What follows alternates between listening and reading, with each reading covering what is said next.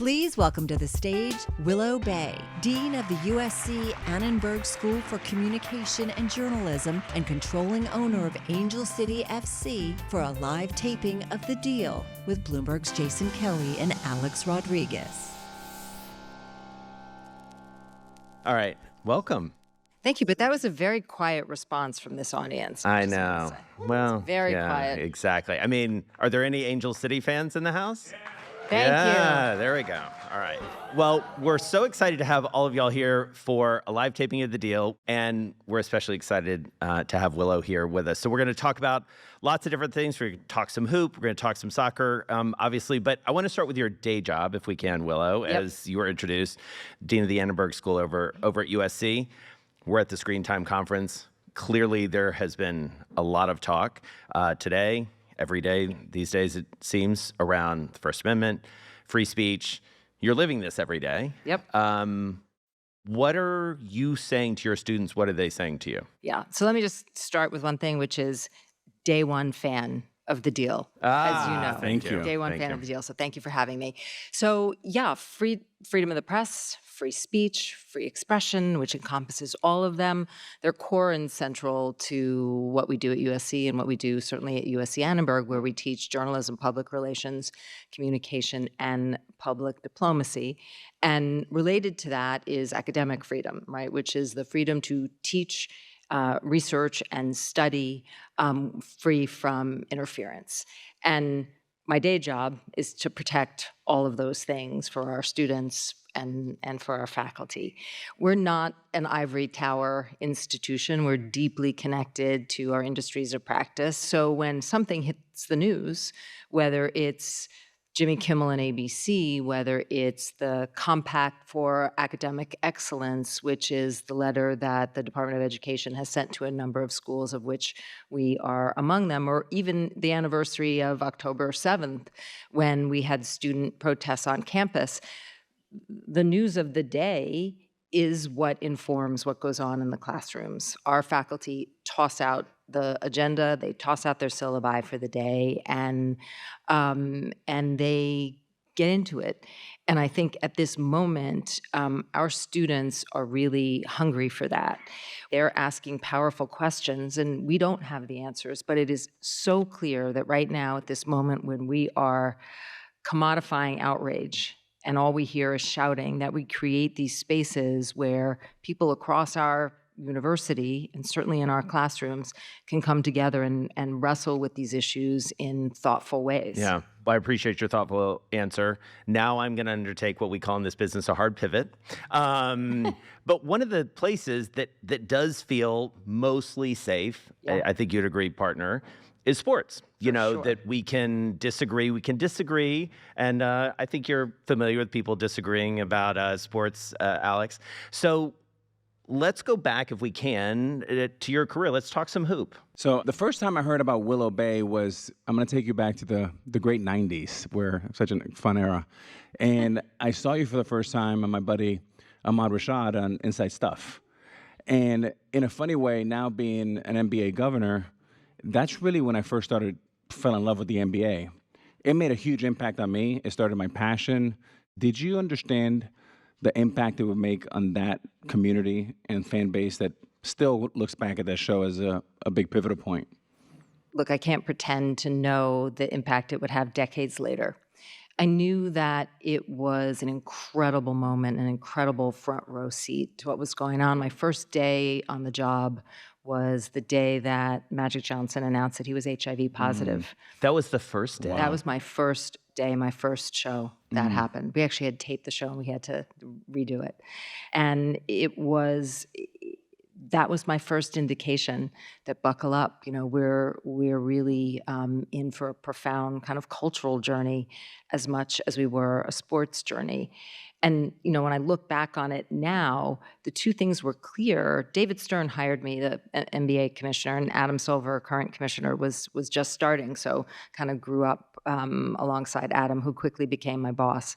But, the two things that David was really clear about with that show was expanding the fan base, right? To your point, that was the first time you saw it. And that's why there was a woman sitting there at the desk week in and week out, and not as a sidekick, but as a partner, because he wanted to open the sport up to young people and certainly to women. And the other piece of it, which is the more, I think, obvious piece of it was really the first time on a weekly basis we told the stories of players and their lives off the court. We had great highlights and great music. It was really a cultural moment too. But when you look at the through line between those stories, that was the only way you got those stories. It was the way other players got those stories, right? It wasn't just the audiences. To today's era of, the athlete as communicator in chief, right, of their own brand, you really see just what a wise soul David Stern was. Because I would imagine that it changes the way you think about media as an athlete. Is that a fair assessment? If you're watching that and you're seeing these players, because just a couple of years after that, you're a professional athlete. How did it change you? Yeah, I mean, I go back again to the 90s. I grew up with Mel Allen and This Week in Sports, and you get one opportunity on Saturdays to get a recap of the whole week while we're all watching, the score boxes. And we remember those days when we could get the paper and see what Keith Hernandez and Darryl Strawberry did. And Inside Stuff was that. But people are Googling right now. They're like, what is the score box? Yeah. It just kind of opened it up. When I came in, I led with fear with media because I didn't feel like I had the tools. And as I've, the arc has gone to where I understand that media could be an ally and it's a very powerful tool. And I think you started that. You are the media now. Remember. Yeah, you're the media. You're sitting here. You're on this couch now, not that one. That's right. Well, and to that point, just to go back actually to your day job, sort of bringing it all together, you guys just did some work around this. What did you find about athlete-driven media? I've been wanting to do an academic study on the phenomenon that we've all been watching unfold, which is athletes as creators, athletes creating their own content, but also owning the IP and monetizing it. So this is the first academic study to drop. Academics don't really use the term drop, but I'm going to teach them how to do that. And what it has demonstrated is this is reshaping the media ecosystem and the sports storytelling ecosystem in very profound ways, economically and culturally. Athlete-owned media enterprises are driving billions of dollars of value, and the athletes themselves as owners are benefiting. It is driving innovation because they are using new platforms and new storytelling formats to connect with their fans in direct and immediate ways. And you will appreciate this because now you are the media. It puts the decision-making authority in the athlete's hands. They get to decide what stories they're going to tell, what platform they're going to tell it on, and how they're going to distribute it. And so what I find so interesting about that is you guys are now both dealing with this as owners. You dealt with it as an athlete. Now you have several very, very famous in the news everyday athletes who play for your teams in Minnesota. Oh, have any of his players made news? No, just a little bit. I mean, I'll say their names out loud. Anthony Edwards, Nafisa Collier obviously are out there in a very big way. You're now dealing with this as the owner of Angel City. So let's talk about what the responsibilities are as an owner, and let's talk about you as an owner. How did this is the deal. How did you come to this? I love a good story, even more so if it's a good business story and sits at the intersection of sports and culture. And Angel City is a phenomenal story in the way they captured not just Los Angeles' attention, but the world's attention with this mission to drive equity on and off the pitch. I had never imagined, right, that I would be an owner. You might have. I certainly didn't. And we made the decision really quickly, my co-owner and I. But I was the one in some ways who had the grounding because I used to take students there. Every year I teach a sports immersion class in the spring. And every year we would visit Angel City because I thought it was imperative that we make sure we were centering women's sports in the array of sports entities that we were exposing students to. So every year students would do a project for them. And so it was this very intense snapshot of a startup year by year and the decisions they were making from, who's the first player that we should hire to how can we develop our sponsorship partners in a way that aligns our community impact with our player interests and values. And when the opportunity arose, I had that grounding combined with, what we were watching happen with women's sports, both at the college level and at the professional level. And, I literally said to Bob, do you have any interest in doing this? And he did not even pause and said, absolutely. And we were in the bidding process. Bob Iger is my co-owner and partner in this. And husband. And husband. Oh, right, husband. Yeah. When you look at the deal, and you acquired it for about $250 million. Yep. Are you looking at this as a double bottom line? Like, what can you do also for the community? Or you just think like this could be a 3 or 4x in the next 5 or 10 years? So community impact was embedded in the business model.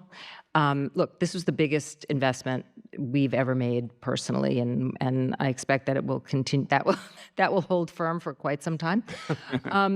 So what was so compelling was the purpose embedded in the business. So one of the things that's different about Angel City is that their sponsorship model directly invests 10% of sponsorship dollars into the community. So that's not an add-on or nice to have. We didn't wait till we were profitable to do that. That was very much built in to its business, equity on and off the pitch.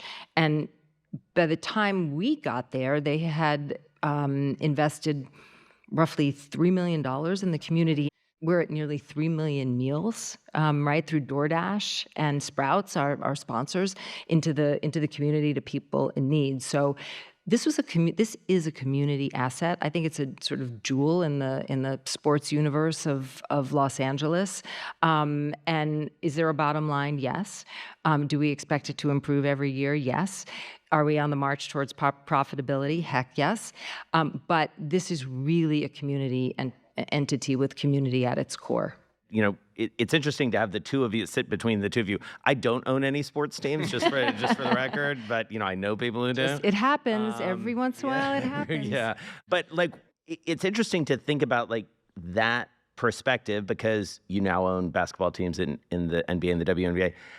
How do you think about it from a bottom line perspective? Because these are not small amounts of money. And a community perspective, because you're getting to know a new community also. How did I end up getting double teamed here? Yeah. The other way. Two journalists. I think, Willow, you said it beautifully. And just to bring you back 5 years, I mean, this was the time right after COVID, which people thought we overpaid for $1.5 billion.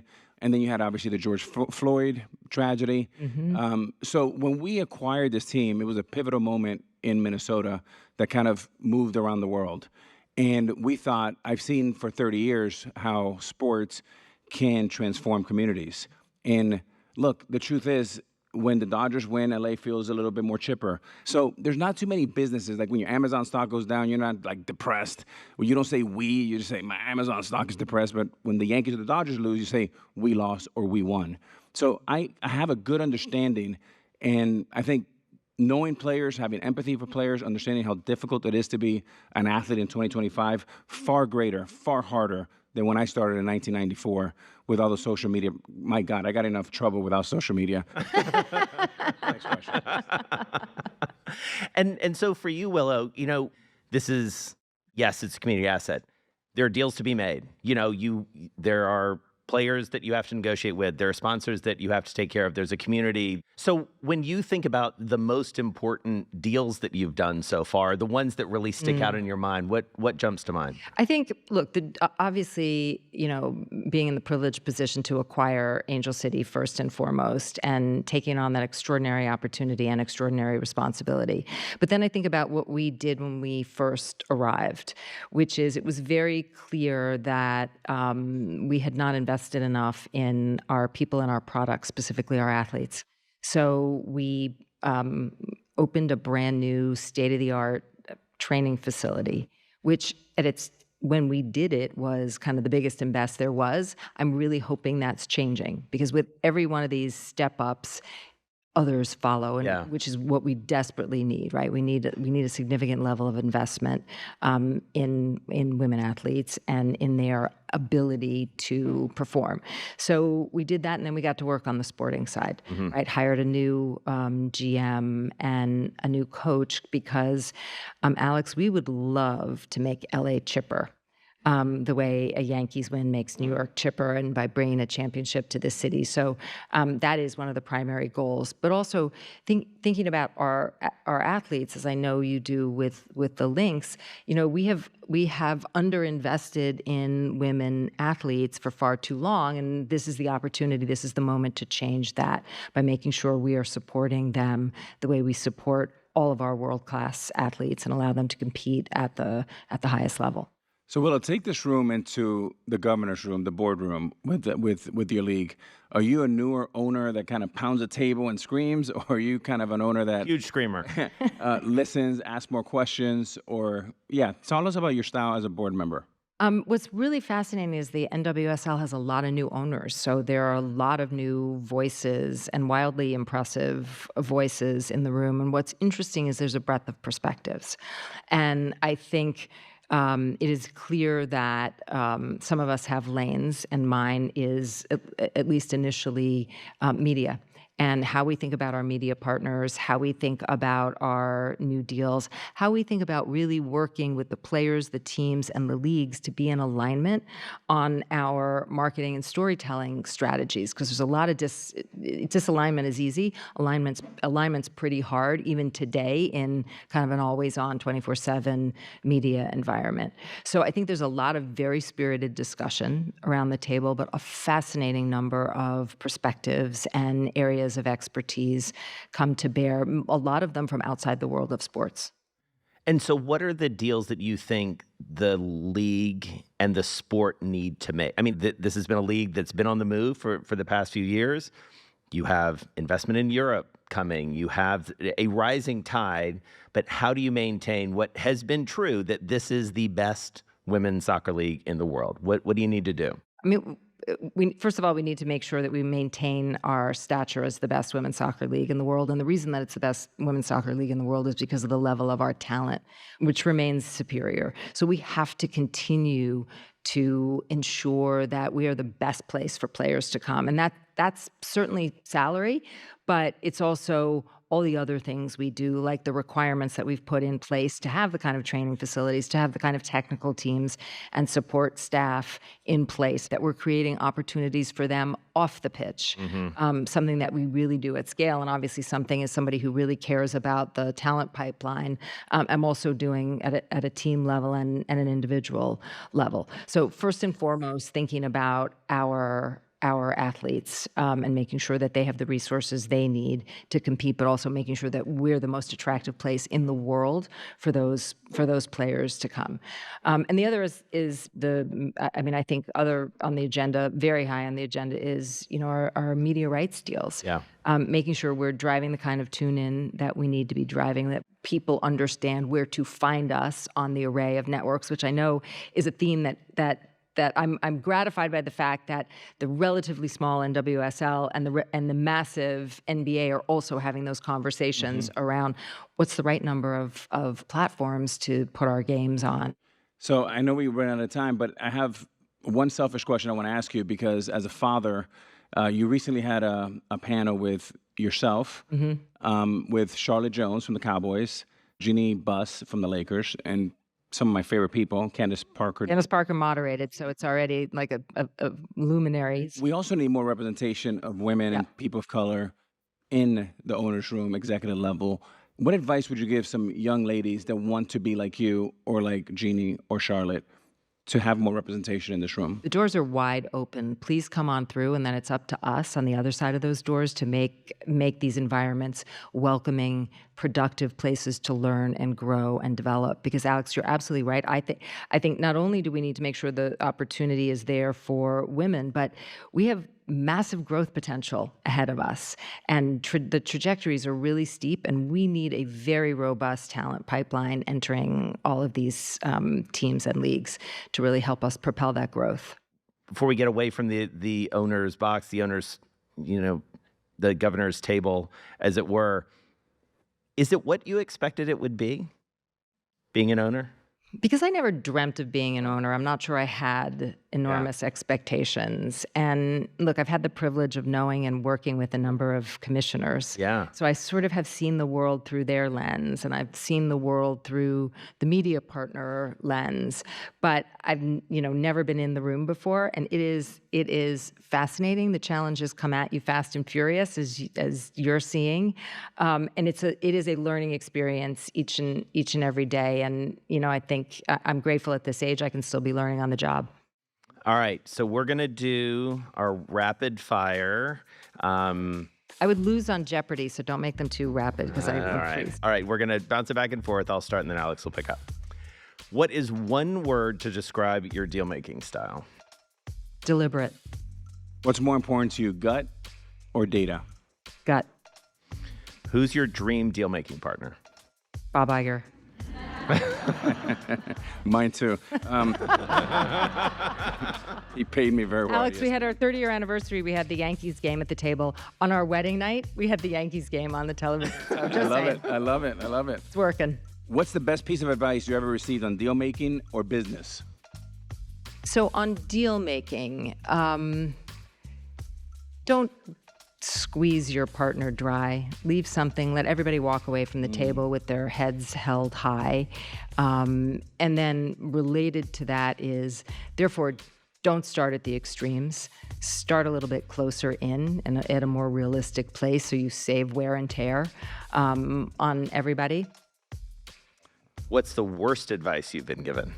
That I needed to change my name if I was going to be taken seriously in business. Ooh. Wow. By somebody that I adore, who was just giving me some constructive That must have been in the 70s. What's a deal you wish you had done? Oh, a deal I wish I had done. Well, look, my kids would tell you any NBA team that comes on the market that we didn't actually buy, not that we could afford it, we should have gone for and didn't. So I'm failing them left and right.